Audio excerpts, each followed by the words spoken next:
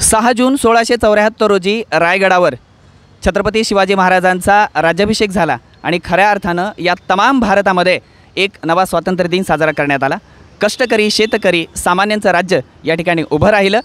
मराठा पातशाह राजा झाला हे केवळ मराठ्यांचं किंवा बहुजनांचं बंड नव्हतं, तर तो छत्रपती होणं ही संपूर्ण भारतामध्ये एक खऱ्या अर्थाने सामान्यांचा राजा, सामान्यातून आलेला राजासुद्धा छत्रपती होऊ शकतो, हा एक नवा संदेश छत्रपती शिवाजी महाराजांनी दिला। आज छत्रपती शिवाजी महाराजांचा 350वा राज्याभिषेक दिन मोठ्या हर्षोल्लासाने आपण भारतभर साजरा करतो आहोत। त्याचप्रमाणे नांदेड येथेही छत्रपती शिवाजी महाराजांच्या अश्वारूढ पुतळ्याच्या ठिकाणी आपण छत्रपती शिवाजी महाराजांचा 350वा राज्याभिषेक अतिशय आनंदाने साजरा करतो आहोत। अनेक मान्यवर मंडळी या ठिकाणी उपस्थित आहेत। आपल्यासोबत मराठा सेवा संघाचे राष्ट्रीय अध्यक्ष कामाजी पवार साहेब या ठिकाणी उपस्थित आहेत। त्यांच्याशी आज आपण बोलूयात आणि जाणून घेऊयात छत्रपती शिवाजी महाराजांच्या 350व्या राज्याभिषेकाचं नेमकं काय आनंदाचं वातावरण आहे। साहेब, सर्वप्रथम आपणास मी राज्याभिषेकाच्या खूप खूप शुभेच्छा देतो।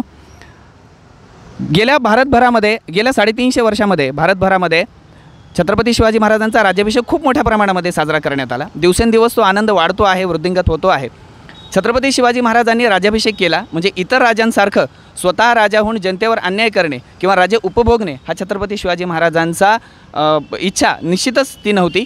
महाराजांनी 350वा राज्याभिषेक या ठिकाणी साजरा करत असताना आपण एकच म्हणू शकतो की त्यांनी कष्टकरी सामान्य किंवा बहुजन किंवा वंचित या लोकांसाठी खऱ्या अर्थानं राज्य केलं। 350वा राज्याभिषेक या ठिकाणी साजरा करत असताना नेमक्या काय भावना आहेत आपल्या? सर्वांना जय जिजाऊ शिवराज्याभिषेकाच्या शुभेच्छा देतो। 350 वर्षापूर्वी छत्रपती शिवाजी महाराजांनी जो 6 जून 1674ला राज्याभिषेक केला, हा जगातला पहिला स्वातंत्र्य दिन साजरा करायला हरकत नाही। आणि त्यांनी जे स्वातंत्र्य या समाजाला दिलं, सर्व जाती धर्माला सोबत घेतलं आणि स्वातंत्र्य, समता, बंधुत्व, न्याय सर्वांना देण्याचा प्रयत्न केला।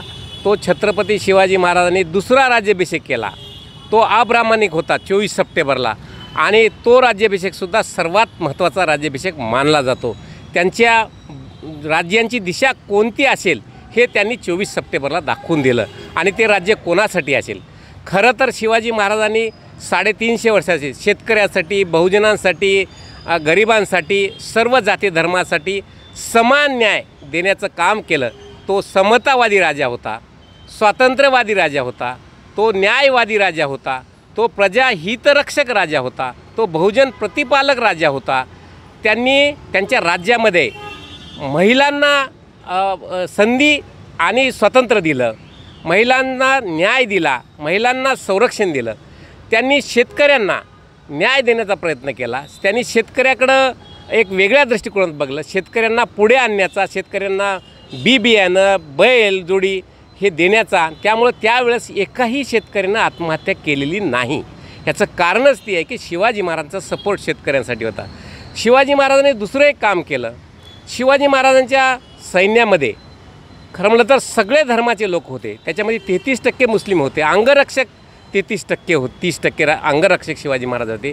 त्यांचा कोण्याही जाती धर्माविरोधाची ही लढाई नव्हती, त्यांची लढाई ही स्वातंत्र्य, समता, बंधुत्व, न्यायाची लढाई होती आणि ती त्यांनी 350 वर्षापूर्वी लढली। म्हणून जगामध्ये आज सर्वत्र राज्याभिषेक सोहळा साजरा होत आहे आणि या शिवाजी महाराजांच्या राज्याभिषेकाच्या सोहळ्याच्या मतितार्थ हा देशाची घटना लिहिते। डॉक्टर बाबासाहेब आंबेडकरांनी स्वातंत्र्य, समता, बंधुत्व आणि न्याय हे सूत्र स्वराज्यामधले सूत्र घेतले आणि डॉक्टर बाबासाहेब आंबेडकरांनी ही घटना पूर्ण केली। म्हणून सर्वात मोठ्या लोकशाही लिखित घटनेचा पाया आजही मजबूत आहे।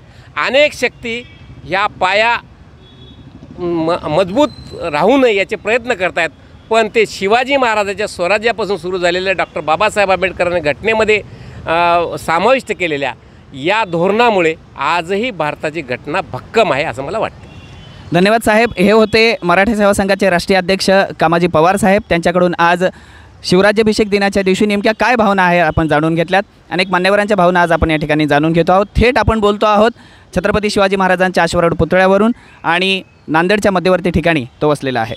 कॅमेरामॅन राम जामगेसह मुरलीधर हंबर्डे, राजमुद्रा न्यूज लाईव्ह.